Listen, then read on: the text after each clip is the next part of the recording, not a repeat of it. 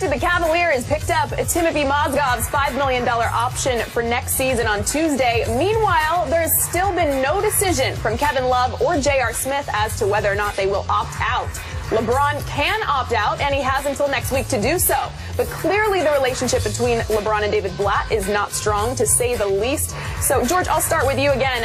What does LeBron need to win a championship with the Cavs next season? Well, I think most importantly, he needs health. Yeah.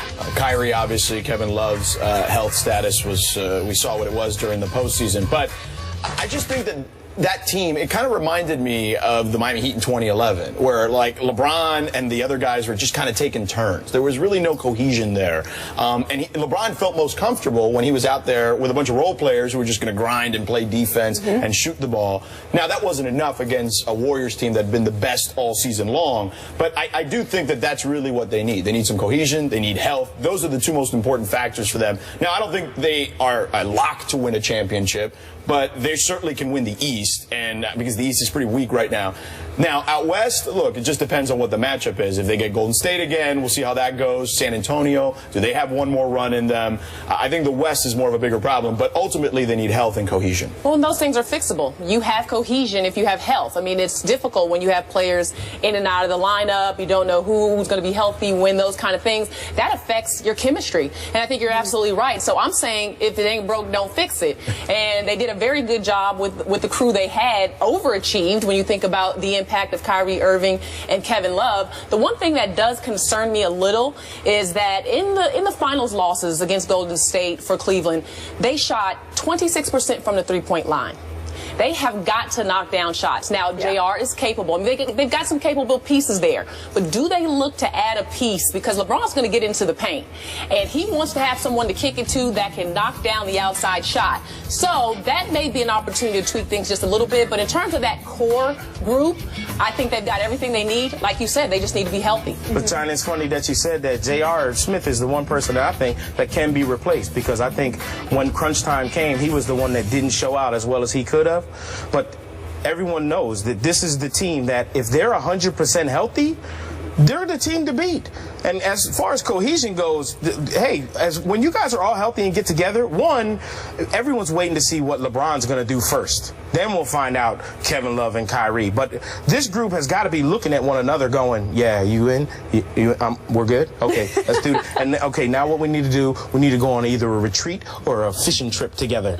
That's going to build. Well, they got to be in the clique. Like Kevin Love wasn't in the clique. Kevin Love wasn't in the Instagram pictures. And that's an issue, I think, potentially. Not the Instagram pictures, but just the fact that Kevin Love seemed like, or at least was portrayed as, an outsider of sorts. And I think that if they're going to win a championship, they need all three guys. I know that they played very well, and Tristan is going to get a big contract, and Tristan played well.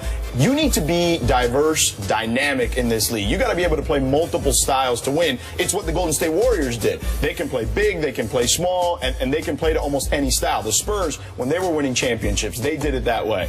So I think that that's what you need. You need as much flexibility with that roster as possible to make yourself the most dynamic you can. And with Kevin Love specifically, you need to make sure he buys in, because it just doesn't seem like that's the case. And we don't know if he's in or he's out at this point. Well, but LeBron is one of the best when it comes to empowering players and making everyone on his team feel important. He knows he needs Kevin Love. So what I expect LeBron is doing right now is saying, Kevin, we need you to be here. We need you to be a piece of this puzzle, and really pulling him in, because I think you're absolutely right. He has got to be there and be on board. Now, the one thing that I am thinking about is David Blatt.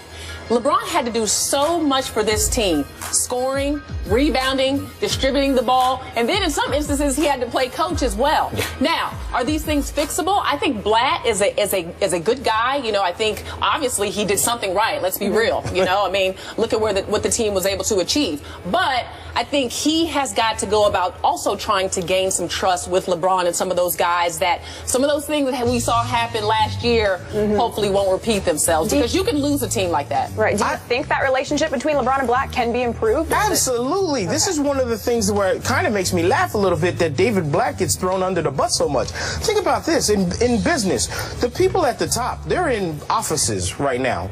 Well, the people that are out doing stuff, they're on the ground. You need a general on the ground. That's LeBron. You got a general on the floor. So you might draw up whatever plan. Hey, this looks like it might work. It's going to be good. When the guy who's out there playing is going to come to the sideline and go, nah, that's not going to work in this situation, and this is why we got to change it. You got a coach that's smart enough to go, yeah, okay, well, you were out there. You know what you're doing. That can only make a relationship like that stronger when you know you have a coach that will yield to the best player in the NBA because you figure you might see some stuff that I'm not seeing. That's a smart move by But Black. you have to see your timeouts, though. You definitely have to Okay, that part I'll give you. He just got a little excited in the moment. Here's the thing, Michael, though. He was run under the bus because, let's face it, LeBron ran him under the bus, though. Okay? But then LeBron was also the one that also stuck up for him later then, too. Well, I don't know. I mean, did he? Where? Where did he stick up for him? Where did he stick up for him? LeBron. So what you're saying is LeBron was the one that threw him under the bus and then never said anything good about Brian David Black? Windhorst, who covers the NBA here, told the story on radio where he said LeBron likes having Blatt to kick around. Okay, that was a quote, a direct quote from Brian Windhorst, our ESPN NBA insider. LeBron doesn't want a checks and balance system. LeBron went back to Cleveland because he wanted the power. Okay, he's only getting paid $20 million or whatever it is, and I know that sounds ridiculous when you say only $20 million, but he's worth a lot more. Okay, and you probably, if there were no cap, you'd probably pay him $50, to be quite honest with you, because it's not only what he does for that particular organization, whose evaluation went from like $500 million to like almost $1 billion overnight when he came over. It's what he does for the rest of that city, how he empowers the rest of that city financially. There's a lot of things that come with having LeBron on your team. So you know what? If you can't pay him, you got to give it to him in power, and that's what he wants. He is the boss. It's not Dan Gilbert who's the boss. He's the boss. It's not David Griffin who's the GM. LeBron's the GM. It's not David Blatt who's the coach. It's LeBron. And honestly, I got no problem with it. Do you think David Blatt might have a problem with that? That's up to him. Because at some point, if you're the coach, you're going to be like, look, I'm calling something here. You might want to ride the gravy train, and you can't blame him. I don't see David Blatt as a guy to go, hey, this is awesome. I just get to pick out nice suits and listen, make sure that I got my timeout. Timeout? No, I ain't got that. At the beginning of the season, he wanted to come in and run the Princeton offense, and they scrapped that thing in the preseason. LeBron was like, nah, forget that. Well, but LeBron has to also realize that he can't do it all. I mean, if you are mentally exhausted at the end of the game, I mean, you've seen the numbers, the scoring, the rebounding, the passing. You need to have someone that you at least know is not going to mess it up. You know what I mean? I mean, he can take care of, he can close the game, but in my opinion, he shouldn't have to coach during that stretch or in overtime in the finals. Like I'm not saying that David Blatt can't let him have his say. However, which is, you know, obviously what LeBron wants, but David Blatt's got to bring something to the table. And I'm not saying he does it, but he can't call that timeout. Is there any chance LeBron doesn't come back to Cleveland? Oh, no, he's coming back. No. Now, what he can do to get his way is he's got the opt-out, and he can go on radio silence, and then all of a sudden he's freaking people out. Because I would be freaking out. Because he could just say, all right, look, if they don't do what I want to do, then he can threaten to leave. But I don't think he's ever going to leave because he wants to be there. He wants to win for that particular part of the country. He is an affinity for that area. Obviously, growing up in Akron, we all know the story coming home.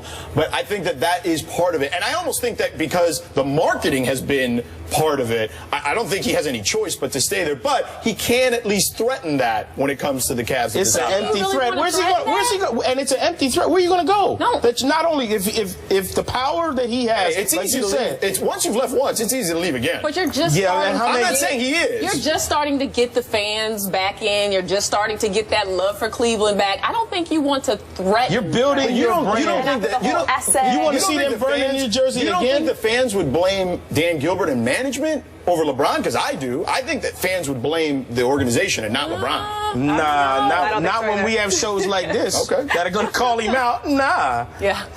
All right. Well, most people say the #1 pick in Thursday's draft will be Okafor or Towns, but will D'Angelo Russell be the best player? Find out next.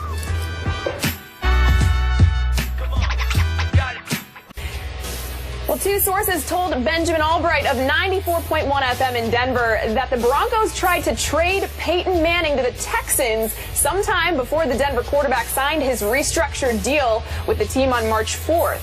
This report was quickly denied on Twitter by a Broncos team spokesman, saying the speculation is false and the report is inaccurate. Michael, are you buying the denial? Completely? No, only because it's a little bit ironic that as soon as this call may or may not have been made, Peyton's deal was restructured and there was a no trade clause put into there. Now it's the Texans. They don't have a quarterback, so they're probably going to call anybody. Sure. You know, now the Broncos could have just not even taken the call, because if you think about it, the Texans are calling and, hey, Denver, we want to ask you a little bit about Peyton Manning, and we were wondering if you, hello? Did we lose the connection? They're not calling. So in that sense, Denver just probably didn't even think about the idea. No, absolutely not. But could it have happened and there's been some talks?